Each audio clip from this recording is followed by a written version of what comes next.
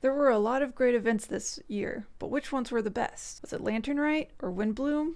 Or maybe the Parade of Providence? Hi, this is Terry and welcome to Douglag Gaming. Genshin's 3rd anniversary just happened, so I figured now was the perfect time to go over the events MiHoYo gave us this year and pick the very best one. For this tier list, I consider the start of the year to be the update during the 2nd anniversary, so 3.1, and the end of it is the 3rd anniversary, so 4.1, meaning any events before Ballad and Brews from 3.1 aren't included. But if you subscribe and leave a like, I might just go back and do a list for the 1st and 2nd year. On to the tier list. We're gonna go in order of release, so we start with the 3.1 one, which is Ballad and Brews. Ballad and Brews was Razor-centric as he tried to figure out more stuff about his parents, and we also got the introduction of Meka and learned more about Varka. The whole point of the event was to make alcohol and brew it for next year, and then try it again at the next year's Ballad and Brews event. Anyway, it's Venti's drinking alcohol event, and so it was a pretty good start.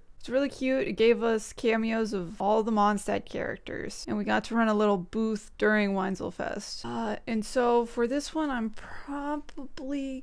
Do I want to start with an A already? Because of how it includes every Mondstadt character, and before this we hadn't seen them all in a while, I'm gonna give it an A. It also finally gave us more Razor backstory, which we only got in 1.0, and then we got nothing else. Then we'll go on to 3.2, which is the Fabulous Fungus Frenzy, aka Pokemon. It was just the Pokemon battle event. This one was pretty fun. We had a cameo from Yae Miko, and Layla teamed up with us. And we got to name our little fungus different things like Twirly Whirly and Bongo Head. So it was a pretty cute event. I'm sad we didn't get to keep the fungus. I still hope there's going to be an event in the future where we do. I'd probably put it though as a B, because relating to other characters, we get like 3, because Sino makes a last minute cameo, but it's mostly Layla and Yae Miko. It's a good event, and I love the Pokemon aspect of it, and the mini games were related to the fungus and stuff. So it was a very tight-knit event. I'm just sad that we didn't get to keep the fungus in our teapots, and we haven't seen them since, really. So I'd say it's probably a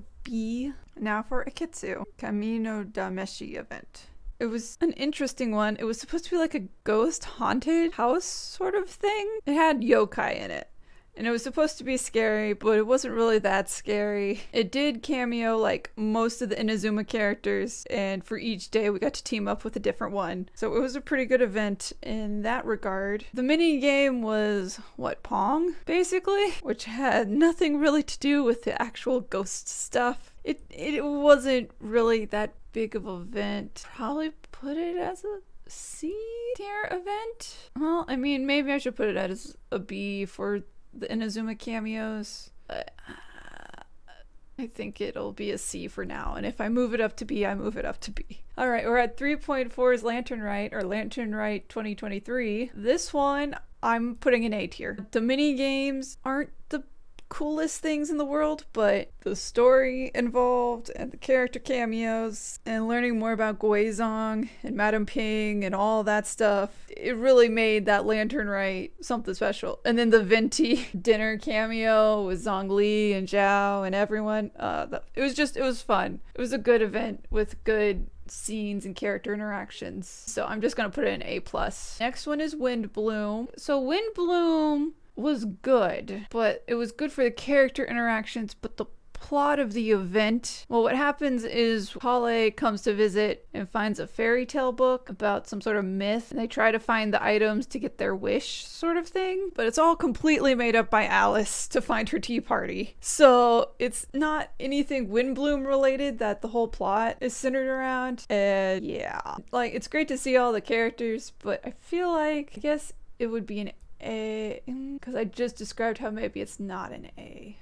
It can stay an A. Ballad and Brews can stay with it. For 3.6, we had the Parade of Providence event, which was our first really big Sumeru event, because I don't think Fabulous Fungus counts. We had Layla and we had Yae Miko. So I don't really count that as a Sumeru-centered event, because it doesn't have all the character cameos that these other regional events had. So I consider this one to be the first Sumeru one. And it's a really good event. I loved going through the different challenge days, trying to figure out how people were gonna solve the different riddles and earn points. And then Kave's whole backstory thing with it is really sad. So honestly, I want to put it up in A tier, A plus tier. It's just that good of an event. And going from one of the best, we immediately go to one of the worst. 3.7, we have Duel, the Summoner's Summit. I love Yu-Gi-Oh! Yu-Gi-Oh! Is my childhood anime. The amount of Yu-Gi-Oh! References in the TCG gave me way too much hope for this event, man. I was way too hopeful we might get to see the characters posing or describing their duels or anything with the duels, being able to sit in and watch the duels. No, we just walk up and we learn someone won. And then we're dragged off to do something not related to a TCG at all. Only to then learn who won or lost the next duel. And it's like, can I please see some of the card games? Just a little bit, please? And we don't even get to fight any of the other characters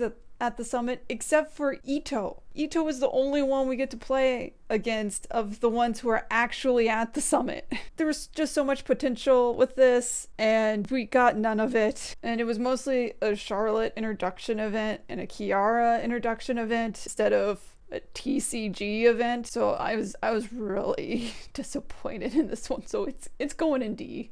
I'm sorry, it can't go higher than a D. The next one is the 3.8, or the Summer Vacation event, as I like to call it. First two were in the Apple Archipelago. This one is not in the Apple Archipelago. Instead, a friend of Alice's is a genie in a lamp in the desert, and Klee goes to try and find it. We help out in this little area. There's like a carnival ride and a roller coaster. The whole map is huge, like the Apple Archipelago. I think it's just as big, if not bigger, than the Apple Archipelago. I'd say it was a pretty good event. It was good character building. They mixed and matched characters from different regions, so we had different folks hanging out. But for world building, it didn't do much except for explain what the hydro spirits were, and we already knew that from other events. It was its own little pocket event side thing, which is what it's supposed to be. I'm gonna put it in a B for now. The next one, 4.0 event that I don't even count really as an event, man. Mega Meka Melee. It's hard to decide between it and the summit for the worst event. Honestly, it's a D. I'm just gonna put it in D right away. There's nothing here. We don't even see Bennett. You get Bennett as the character, and we talk to like 3 different Fontaine NPCs, and they're inventing action figures. We don't even see the action figures they're inventing. Yeah, it's just conversations about business rivalries and brothers, man. So we see no Fontaine characters, no older characters like Bennett, like that's hinted at. The mini games are tiny and short too. So it's like, there's nothing in here. I wouldn't count it if not for the fact that it's the only event they gave us in 4.0.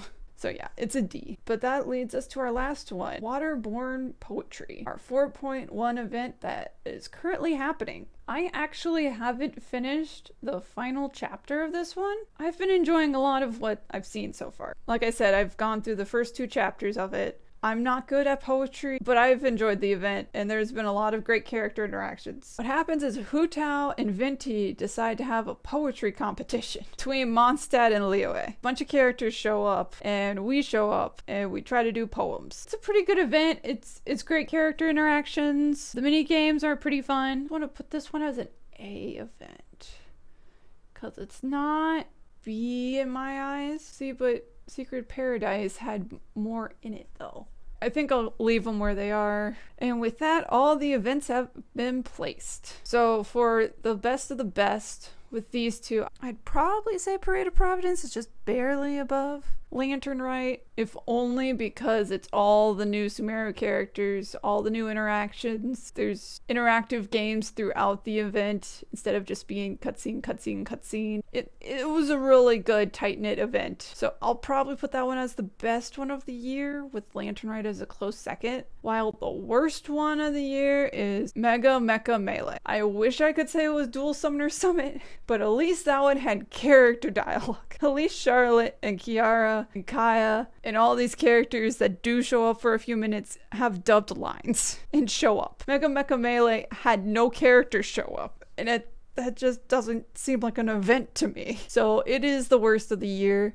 while Parade of Providence is the best. So do you agree with my rankings, or do you think something else should be number one? Feel free to defend your favorite event in the comments. And the tier list will be public on tiermaker.com, so if you would like to go and make your own tier list, feel free to. Thank you for watching, and please consider subscribing to see more Genshin content from us in the future. And follow us over on twitch.tv/DugligGaming, where I stream Genshin every Wednesday, and Honkai Star Rail every Monday.